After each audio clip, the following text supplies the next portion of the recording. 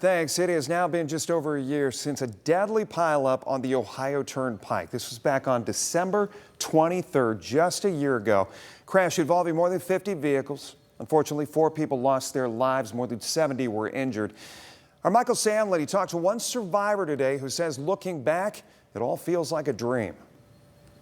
It was the day before Christmas Eve, and Tom Hanus desperately wanted to see his family in Akron. So much so, he was willing to take a risk. I was traveling the Ohio Turnpike and during a whiteout, and the whiteout got so bad, everything just started happening in front of me.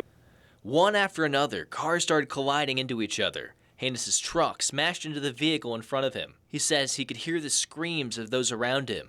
So without thinking, he braved the negative 30-degree wind chill to check on the people he hit, finding a scared couple inside. Their names are Brent and his mother, Mary. And I stayed with them the whole time when we got rescued. As Highway Patrol and the Ohio Department of Transportation gathered survivors off of the highway, they were brought to a shelter. It was there that Hanus and his 2 companions had to wait for 9 hours before they were able to leave. And despite being cold and miserable, Hanus did what he could to comfort them. I asked Mary if I could sing a song to her, and I did. I sang "Mary, Did You Know" to her, and it just helped her out a lot. And she said, "Tom, you're my guardian angel." And I go, "No, Mary," I said, "I'm just like anybody else. I'm just here to help." Once rescued, they all went their separate ways. That is, until Mary and Brent saw Hanus on WTOL 11 talking about the crash. So Mary told her son, Brent, and he reached out to me through Facebook, and we had lunch together.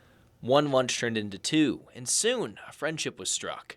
Now, the 3 of them have turned that fateful day into the anniversary of their bond. We actually called the day of the accident at the same time it happened on the 23rd.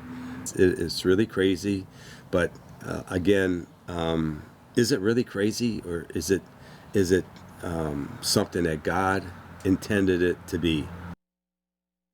Michael Sandlin with that report. Hanus says he does feel blessed for surviving that day and making that connection, but he tells our Michael Sandlin that he did not walk away unscathed. He says he now, anytime he sees a semi on the highway, he worries that it could all happen again, and he never says he never drives in the snow anymore.